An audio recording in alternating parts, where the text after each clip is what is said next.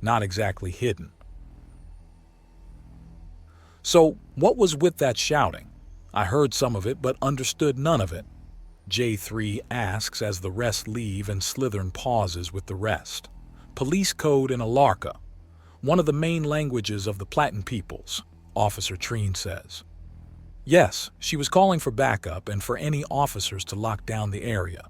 I had to rush in order to make sure someone wasn't shot in the confusion. Onyx answers. Ah, guess that's another language me and the team need to learn. J3 notes.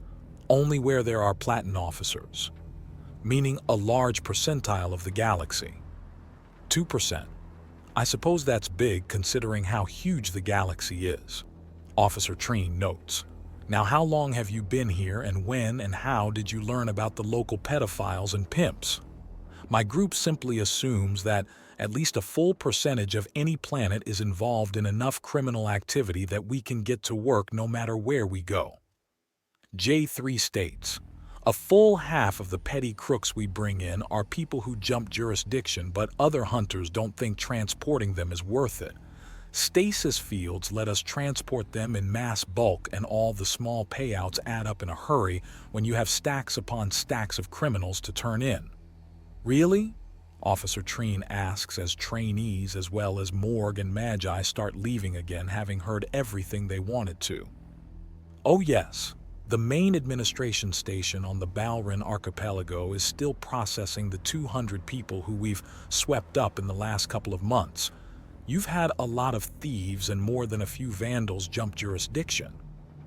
We tend to focus more on violent crime, Officer Trine says as all four of them leave earshot. So, your last name is Schmidt? Morgarkin asks. I don't know what kind of name that is. I was adopted, it's a human name. Okay, but what does it mean? It means Smith, Slytherin answers. And that means, Magikemka asks, metal worker? Oh, an occupational last name. Wait, so your father is a bounty hunter, soldier, and metal worker? Well, no, Wait, actually, he kind of is. He makes weapons after all, so his is a metal worker. Slytherin thinks out loud and Jade considers too. Well, does the name change if another profession is taken? Magi Kemka asks. I don't think so. I think it's a holdover from the past, Jade says before grinning widely. So, we're at a resort. Who wants to have a look around? Can we see if they have any good snacks? I skipped a meal to make myself look extra thin and frail, Slytherin asks. Sounds good to me. Then a saunter through the gardens will give you a good place to munch while I get to see if the spores will spread.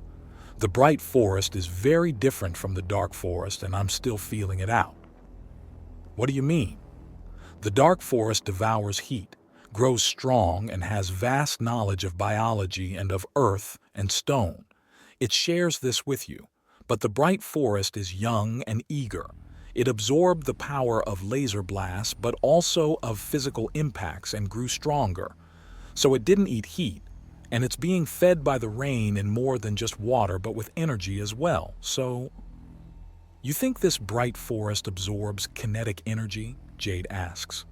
Magi Kemka has found herself walking beside Slytherin, and both wanting to ask every question she can imagine, and yet unable to form the words for fear of insulting someone who's already clearly been through so much.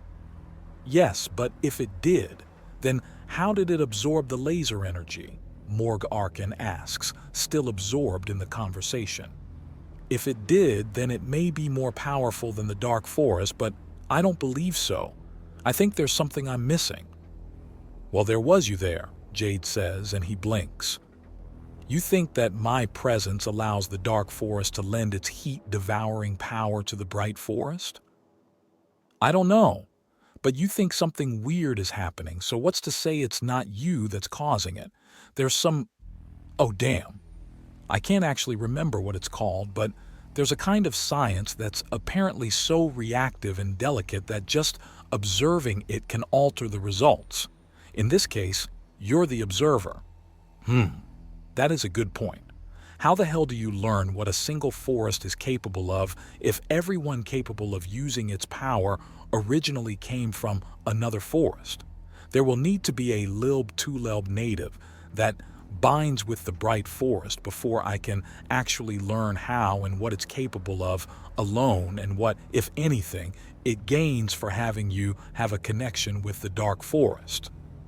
Morg Arkin realizes and is deep in thought. And that would also mean that the dark forest gains something as well. It doesn't matter what a sign says. All roads are two ways at least. Jade reasons and Morg Arkin lets out a pensive sound. That's a very good point. It's a lot like the exercises I used to try and get my memories back. You can also try to let yourself flow. Flow? A meditative sort of exercise that's popular with the AKA. Basically, you stop actively thinking and just do things. See where it takes you.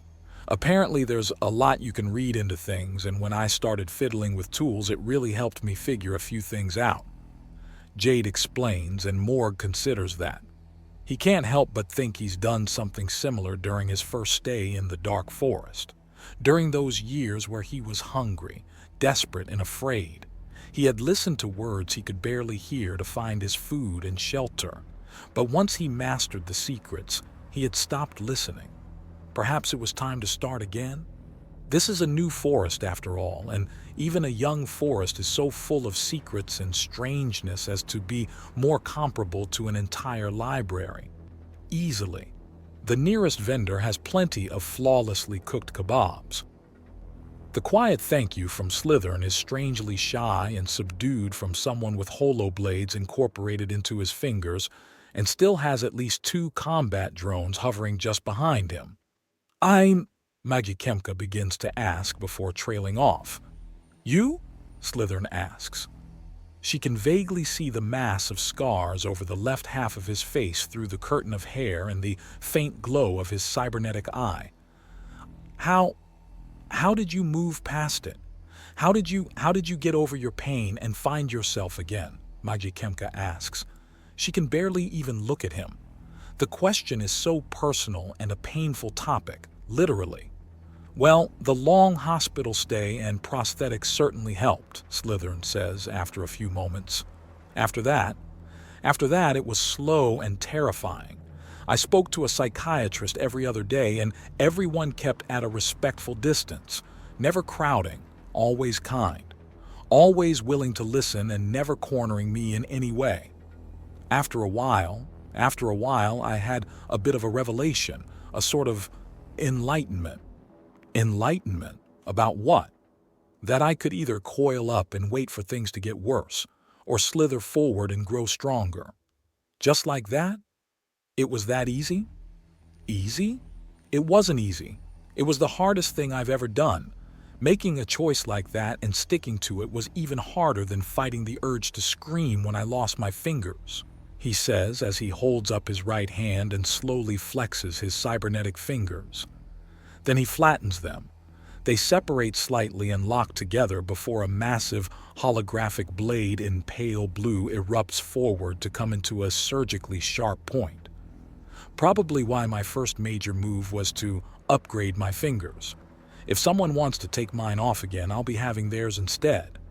The blade deactivates and his fingers return to their normal configuration. They're reinforced too. If I need to grab on tight or punch someone, they'll easily survive. That is a wonderful thing to have. A weapon that can't be taken away is valuable. Magikemka says softly as she slowly takes his hand and feels the metallic fingers. There are small, deliberately carved whorls to offer greater grip on otherwise slick metal. They're hard to see but easily felt as she runs her fingers over them. Jade's giggling makes her pull back as if the fingers were going to bite her. I apologize for touching you without permission. I'm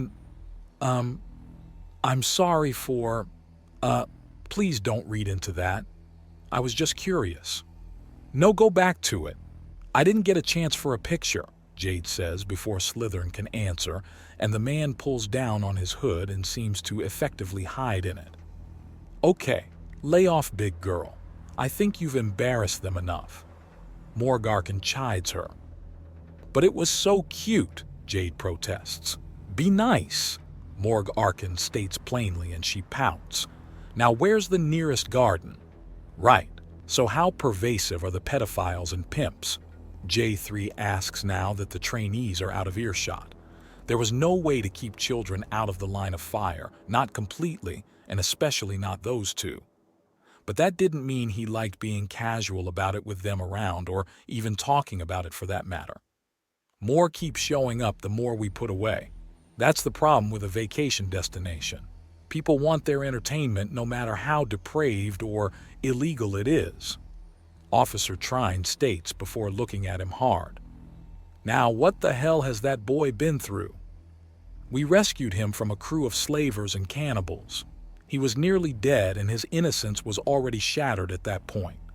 It's been months of therapy and stepping lightly around him before he really started to swing around. We treat him like everyone's favorite nephew or younger brother, except the captain and chief medical officer. They full-on adopted him. And why is he still covered in scars? He's massively averse to a healing coma. He knows it will help. He knows it's the best thing for him, but he can't bring himself to agree to one. And unless it's life or death, no is no, and is not to be disregarded. J3 says with a stern look, okay, if not for those scars, my niece would have the same tail pattern. We know. We all want him healthy and happy, but he's been through so much. Onyx offers before sighing. It's why we let him set up this sting. He's been opening up a lot recently, pushing and trying his best to move past it. Some part of him decided he was done being in pain and he has become much more active. It seems to be a good sign. And he has enough weapons hidden on him, low-profile armor, half a dozen cloaked combat drones nearby, and I was watching the whole time through the scope of my weapon, but we've drifted well away from the important topic. J3 says before gesturing towards Officer Trine. You and your people are trying to get at the child traffickers. Me and mine were hunting the customers. So how do we organize ourselves to avoid each other's lines of fire? Or better yet, how do we help each other smoke out our prey? I'm fully on board with child traffickers getting locked up, and I assume you have no qualms about pedophiles being exposed, charged, and locked away. None whatsoever, Officer Trine says. Excellent. So how do we both get what we want? You're very strange and moralistic for a bounty hunter, Officer Trine notes. Superhero and vigilante aren't exactly things you can put on a job application, so I make do with what I can. J3 says, and Onyx just slowly looks at him. What? I thought it wasn't a secret. It's not, but it's funnier to say it that way. J3 replies. What's not a secret? Officer Trine asks. I'm a soldier of the Undaunted military polity. Long story short, I'm a combination of scout, R&D, advertisement, and procurement. We make reports on every planet and station we go to. We test out new innovations and tactics in the field. We recruit and advertise when we can, and since bounty hunters have the right to confiscate munitions and supplies from criminals, so long as they report all of it to the local authorities and wait for an all clear before leaving, we also fall into procurement as well. New innovations? Like what? The pop gun, for one. It's a chemical-propelled kinetic slug thrower, so powerful it's a legitimate threat to Leviathan-class life forms and starships. Considering that it's also capable of being carried by a single soldier and can work in null-saturated areas, I'd say that's a very interesting toy, J3 says, and Officer Trine's eyes widen. Oh, that's vaguely terrifying. But good to have when a gigantic creature with teeth, as long as your arm is bearing down on you. Yes, it would be.